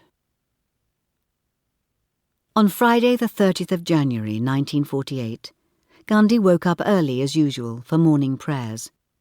Then he worked on his new ideas for Congress. He had a meeting with the leaders of the Muslims in Delhi. Later, he met a group of Hindu refugees and a group of Sikhs, as well as a group visiting from the Punjab. During lunch he spoke to Pyarelal about his work in Noakhali. He had decided to go to the ashram at Sevagram first, before going to Pakistan, and he began to plan his journey with Brij Krishna. Then Vallabhbhai Patel arrived for a meeting with him. Gandhi did his spinning and ate his dinner of vegetables and fruit while talking to Patel. Gandhi told Patel that he must continue to work with Nehru. India needed both of them. Gandhi said that he planned to tell Nehru the same thing when he saw him later that day. Their conversation was longer than Gandhi expected. He was 10 minutes late for prayers, and he hated to be late. He walked quickly from his room with Manu and Abha, his hands on their shoulders. The crowd was waiting, and Gandhi went up the steps and along the path to the platform where he sat for prayers. Men and women stood and touched their hands together in the usual sign of welcome as Gandhi passed them. He replied by putting his hands together as he walked. Suddenly, a man pushed forward into the path and bent down as if he wanted to touch Gandhi's feet. Manu told the man that they were hurrying because they were late. The man pushed her away. He took out a gun and shot Gandhi 3 times in the chest. Slowly, Gandhi fell to the ground. "Hey Rama, O God," he said quietly as he fell. His white clothes quickly became stained with blood. Brish Krishna, who had been following Gandhi, ran to help. Gently, Gandhi was carried back to his room in Birla House. A doctor was soon there, but there was nothing he could do. Gandhi was dead. Patel was still nearby, and he sat by Gandhi's body with Gandhi's companions until Nehru arrived. Nehru knelt by Gandhi's body and cried. Devadas, Gandhi's youngest son, soon arrived, followed by Azad and other leaders. Patel told Nehru about Gandhi's last message to them both. Their arguments were over. They would work together until Patel died in 1950. The 2 men went together to speak to India on the radio. Nehru spoke in Hindi and then in English. "The light has gone out of our lives, and there is darkness everywhere. I do not know what to tell you or how to say it.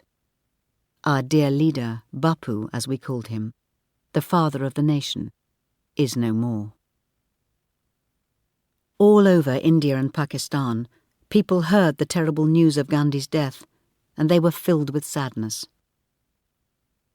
On the 31st of January, Gandhi's body left Birla House and was taken slowly through the large crowds to the Raj Ghat, 10 kilometres away.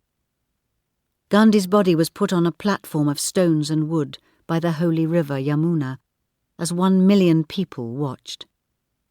Ramdas lit the fire, and prayers were sung for 14 hours, until only ashes were left.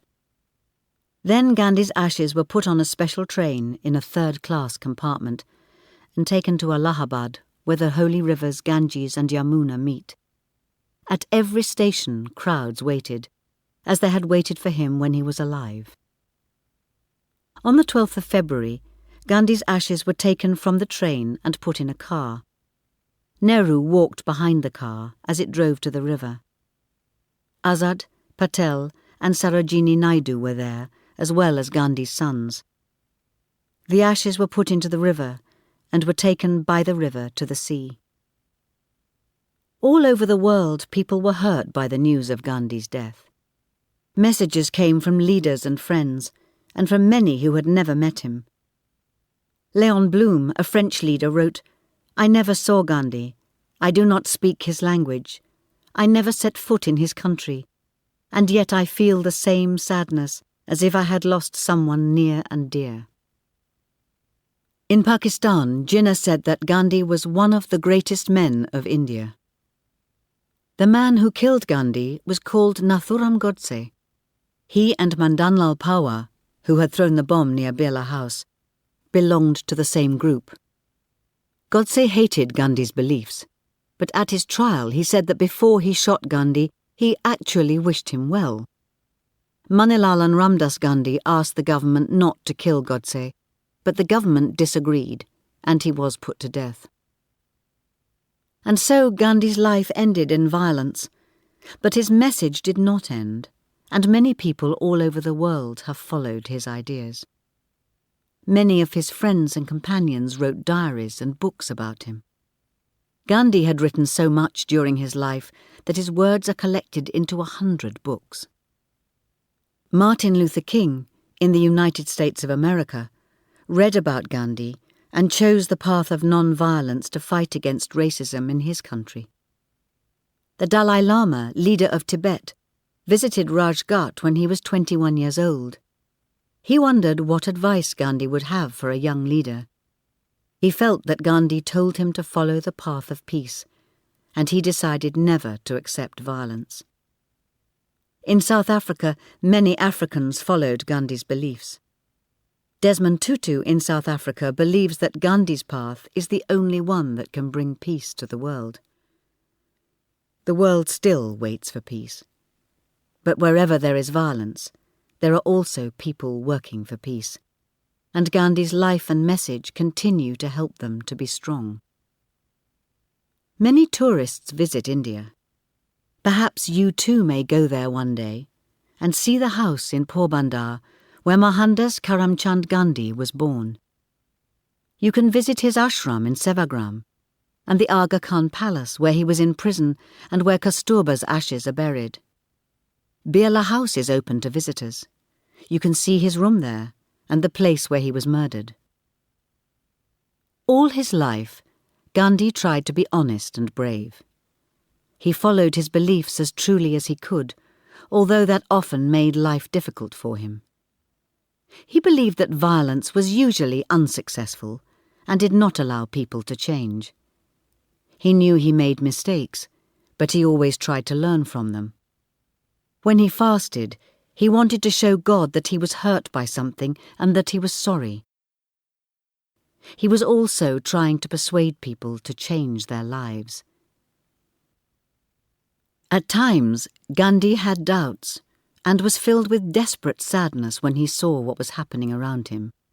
But he kept his deep faith in God and his love for all people. Years after his death, Gandhi's message is still extremely important to the world.